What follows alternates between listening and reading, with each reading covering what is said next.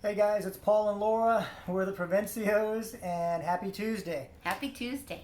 We'd like to take this time every Tuesday to give you guys some little helpful tips or insight and just ways to encourage you and help to make your marriage, your relationships in general, just be as optimal as they can and most efficient for God's work in your life. So one of Laura's friends this past week asked her, what's a better way we could, my husband and I could communicate with each other? What are some good tips for that? And to be honest, that's a really big question because there are so many things, so many intricate details in a conversation and in a relationship that go into communicating. And it's easy to get overwhelmed with that. So what we like to do is something we kind of thought would be maybe interesting to you is to think of communication in terms of love. And we mean not Love, but Luv, love. And we'll explain that to you. The most important part of communicating is not actually talking, not the communicative part of the process. It's the listening process. Listening is a hard skill to hone. So when you think of the first step, think of L, listen. It is your job to listen. Listen without speaking. Listen without looking away, being distracted, make eye contact.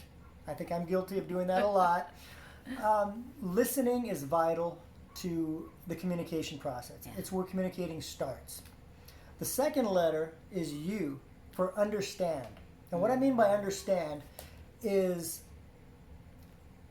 as you're listening, if you need to clarify something, if Laura's telling me something and I don't understand, I may stop her and say, okay, well, hang on. Did you mean this or that? And she'll clarify. She'll let me know. So understand means to clarify. Listen, get the clarification you need, close your mouth, and go back to listening again.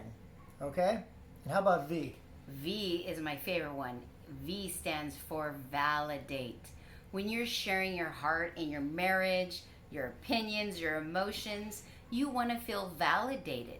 You want to feel heard. And that can only happen when your spouse is not only listening, understanding, but validating what you're trying to communicate to them. This is an important step in getting better conversations to happen, better ways of communicating. You can take a lot of the emotion out of it if you're trying to just listen, understand, and validate when your spouse is talking to you. And that way you can make solutions to the problems. Because a lot of times in communications, you're trying to solve the problem. So make sure you use love next time you want to communicate something to your spouse. Yeah, and that validation is really critical. You don't want to listen, understand, and they go, okay, it's my turn. Yeah. You want to let them know they were heard. Yes. And that their opinion and their feelings do matter. Yes. So our scripture for this week is James 1 verses 19. This you know, my beloved brethren, but everyone must be quick to hear, slow to speak, and slow to anger. Be quick to hear. I think you've heard this before. This is why God gave us 2 ears and 1 mouth. Yes. We're supposed to listen twice as much as we speak.